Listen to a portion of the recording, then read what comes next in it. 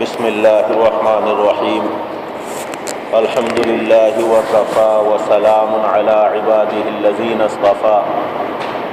اما بعد فاعوذ باللہ من الشیطان الرجیم بسم اللہ الرحمن الرحیم فاذکرونی اذکرکم وقال اللہ تعالی ولا تکونوا کالذین نسوا اللہ فانساہم انفسہم وقال النبی صلی اللہ علیہ وسلم مثل الذاکر فی الغافلین کمثل الحی فی الاموات صدق اللہ العظیم وصدق رسولہ النبی الکریم سبحان ربک رب العزۃ عما یصفون وسلام علی المرسلین والحمد للہ رب العالمین اللہم صل علی سیدنا و مولانا محمد وعلى آل سيدنا ومولانا محمد وبارك وسلم۔ ایک جسم ہوتا ہے ہر چیز کا اور ایک اس کی روح ہوتی ہے، ایک قالب ہوتا ہے اور ڈھانچہ، اور اس کے اندر ایک جان ہوتی ہے۔ تمام انسانوں کی اور تمام مخلوق کی زندگی کی بقا اس کی حیات اور اس کی جان سے ہے، بلکہ اس کائنات کے اندر اگر بقا ہے تو اس کی روح سے ہے۔ اگر اس کائنات اور اس انسان اور اس دنیا کے اندر تمام مخلوق کی روح اور جان نکل گئی تو پھر اس کی زندگی باقی نہیں رہے گی۔ یہ انسان جسم اور روح دونوں سے بنا ہے، لیکن جب تک روح باقی ہے تو جب تک یہ انسان زندہ ہے، اور جس وقت اس کی روح اس کے بدن سے نکل گئی تو یہ انسان مردہ ہو جاتا ہے۔ وہی انسان جو اپنی زندگی میں انسانوں کا محبوب تھا، رشتہ داروں کا محبوب، والدین کا محبوب، اولاد کا محبوب، لیکن جب اس کی روح نکل جاتی ہے تو اس کی آنکھیں وہی ہوتی ہیں لیکن اس کے اندر جان اور روح نہیں ہوتی۔ ہاتھ پیر وہی ہوتے ہیں لیکن ان سے چل نہیں سکتا اور ان سے پکڑ نہیں سکتا۔ اس کی جان اور اس کی روح نکل گئی ہے، اس کا بدن وہی ہے، لیکن روح نکلنے کے بعد اب وہی لوگ جو اس سے محبت کرتے تھے، جو اس سے پیار کرتے تھے، اور جن کی نظریں اور نگاہیں اس کے چہرے سے ہٹنے کا نام نہیں لیتی تھی، اب وہی لوگ اور وہی اس کے رشتہ دار یہ چاہتے ہیں کہ جلد سے جلد اس کو اپنے گھر سے نکال دیں اور جا کر قبرستان کے اندر قبر میں دفن کر دیں۔ آخر کیا بات ہے کہ وہ ایک زمانہ تھا کہ محبوب تھا، اور پھر اس کے بعد جب موت طاری ہوئی اور روح نکل گئی تو اب اپنے گھر سے جلد نکالنے کی فکر میں لگے ہوئے ہیں اور دفن کرنے کی فکر میں لگے ہوئے ہیں، اس لیے کہ اس کے اندر جو روح تھی اور اس کے اندر جو جان تھی اس سے اس کی بقا تھی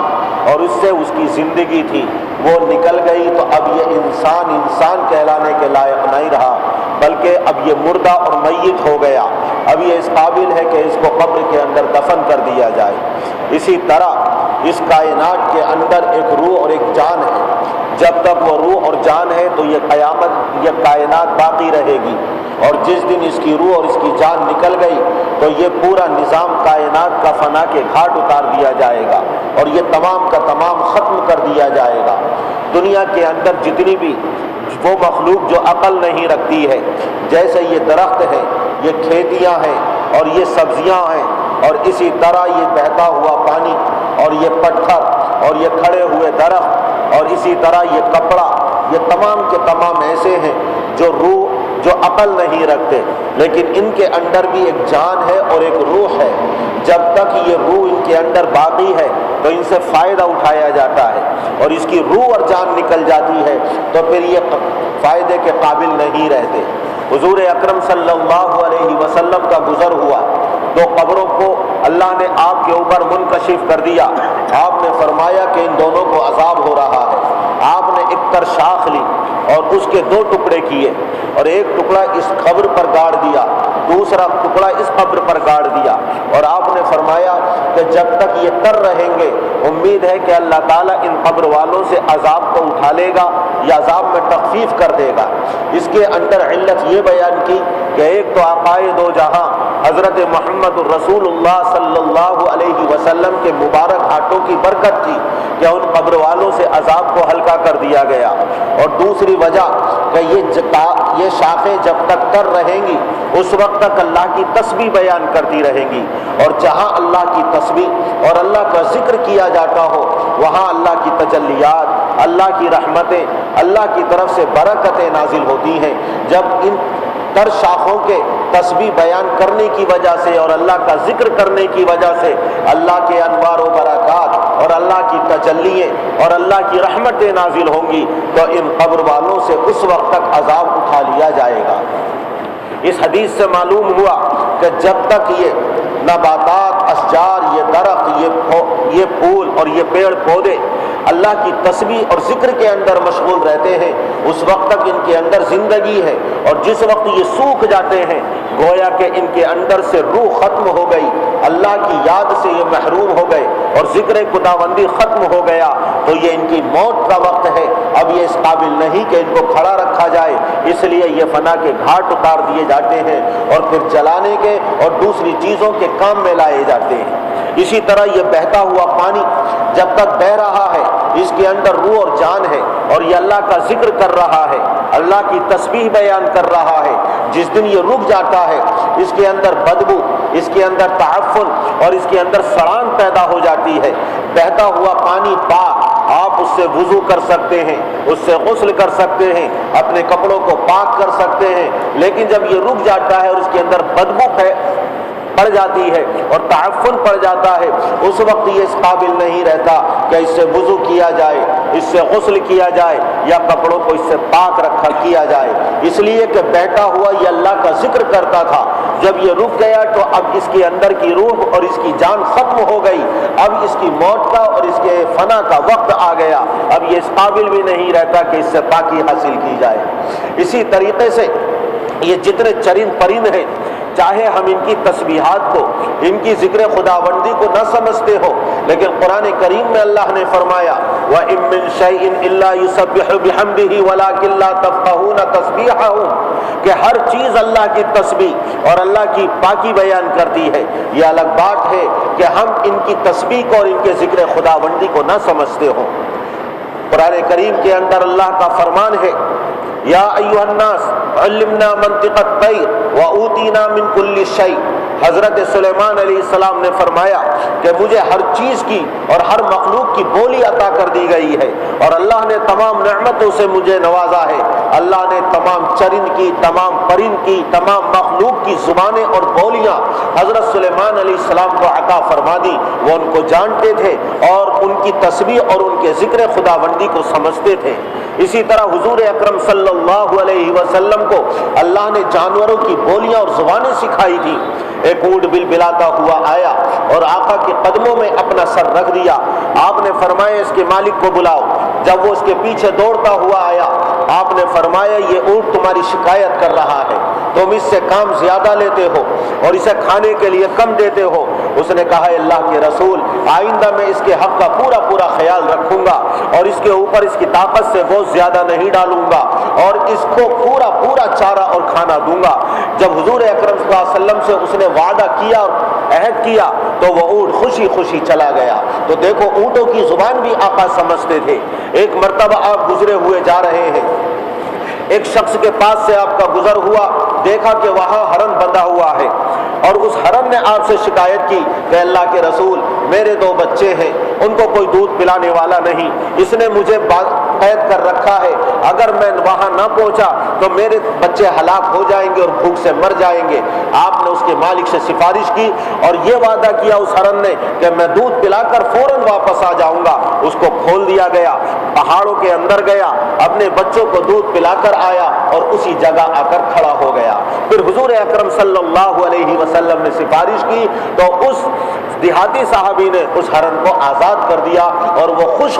اور دعائیں دیتا ہوا اپنے بچوں میں چلا گیا۔ تو حضور اکرم صلی اللہ علیہ وسلم کو اللہ نے چرند کی اور پرند کی بولیاں اور زبانیں سکھائی تھیں۔ ہم چاہے نہ سمجھیں لیکن اللہ تبارک و تعالیٰ کی تمام مخلوق اللہ کا ذکر کرتی ہے، اللہ کی تسبیح بیان کرتی ہے۔ یہ پتھر اللہ کی تسبیح بیان کرتے ہیں، یہ اڑنے والے پرندے اللہ کی تسبیح بیان کرتے ہیں، یہ اونچے جھولتے ہوئے درخت اللہ کی تسبیح بیان کرتے ہیں، یہ لہلہاتی ہوئی کھیتیاں اور سرسبز و شاداب کھیتیاں اللہ کی تسبیح اور اللہ کی پاکیاں بیان کرتی ہیں۔ غرض کوئی دنیا کے اندر ایسی مخلوق نہیں جو اللہ کی پاکی اور تسبیح بیان نہ کرتی ہو۔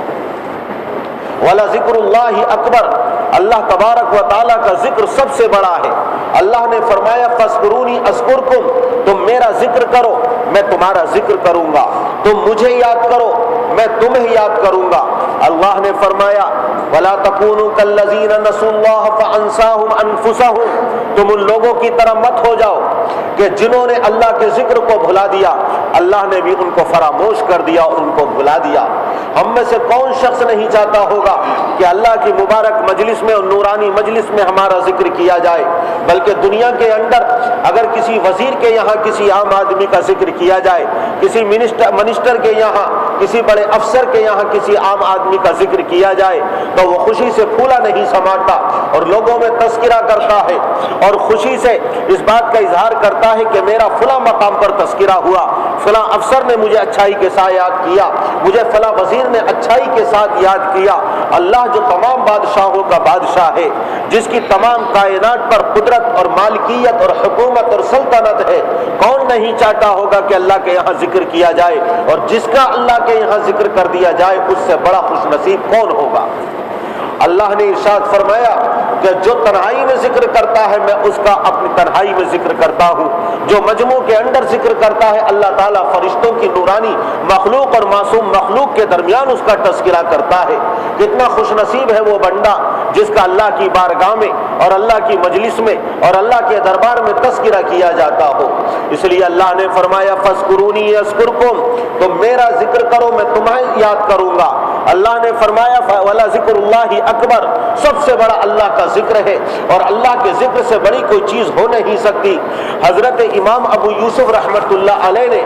حضرت امام ابو حنیفہ نے جب اپنے شاگرد حضرت امام ابو یوسف کو رخصت کیا اور وہ چیف جسٹس بنائے جا رہے تھے، قاضی القضات کے عہدے پر فائز کیے جا رہے تھے، تو حضرت امام ابو حنیفہ نے اپنے بیٹے کو یہ نصیحت کی، اپنے شاگرد کو، روحانی بیٹے کو، کہ اے یعقوب جب تم مجلس میں بیٹھو تو اللہ کا ذکر کرتے رہنا، اللہ کو یاد کرتے رہنا، اور اس طرح اللہ کا ذکر کرنا کہ تمہیں دیکھ کر لوگ اللہ کو یاد کریں اور اللہ کا ذکر کریں۔ یہ اگرچہ تمہیں حکومت کا عہدہ عطا کیا جا رہا ہے، تمہیں چیف جسٹس بنایا جا رہا ہے اور تمہیں قاضی القضات کے عہدے پر اور منصب پر فائز کیا جا رہا ہے، لیکن اللہ کے ذکر سے بڑی کوئی چیز نہیں۔ وَلَا ذِكْرُ اللَّهِ اکبر، اللہ کا ذکر سب سے بڑا ہے۔ غرض یہ کہ کائنات اگر یہ باقی ہے تو اللہ کے ذکر سے باقی ہے، تمہارا ہمارا وجود اگر باقی ہے تو اللہ کے ذکر سے باقی ہے۔ حضور اکرم صلی اللہ علیہ وسلم نے ارشاد فرمایا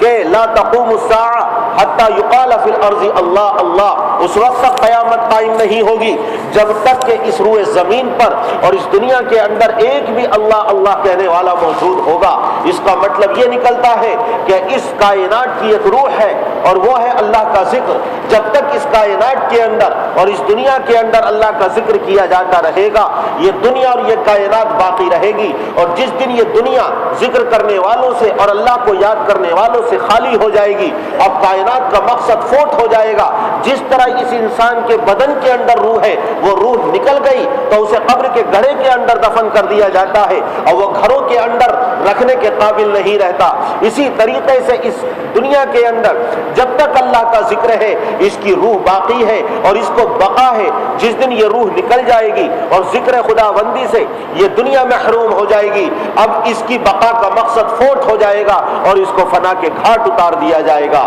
گویا کہ اس دنیا کے اوپر اور تمام مخلوق کے اوپر اللہ کا ذکر کرنے والوں کا احسان ہے کہ جب تک اللہ کے ذکر کرنے والے اس دنیا کے اندر موجود رہیں گے یہ دنیا اور یہ کائنات باقی رہے گی۔ لا تقوم الساعة حتى يقال في الارض اللہ اللہ، قیامت اس وقت تک قائم نہیں ہوگی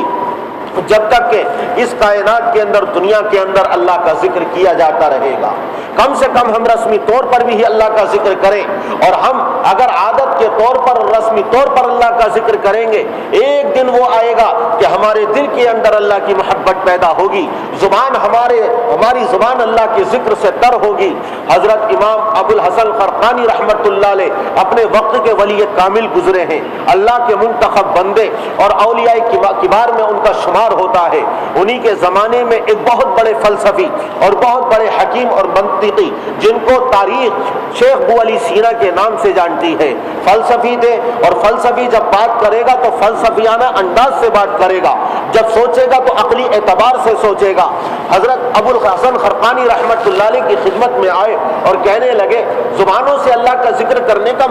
کیا فائدہ ہے؟ ہم اللہ اللہ کہتے رہے، سبحان اللہ، الحمدللہ، لا الہ الا اللہ، اللہ اکبر زبانوں سے پڑھتے رہے، اس کا ہماری زندگی کے اوپر کیا اثر مرتب ہوگا اور کیا فائدہ ہوگا، یہ سمجھ میں نہیں آتی۔ حضرت ابو الحسن خرقانی رحمت اللہ علیہ، اللہ کے ولی نے فرمایا، اے خرچے میدانی،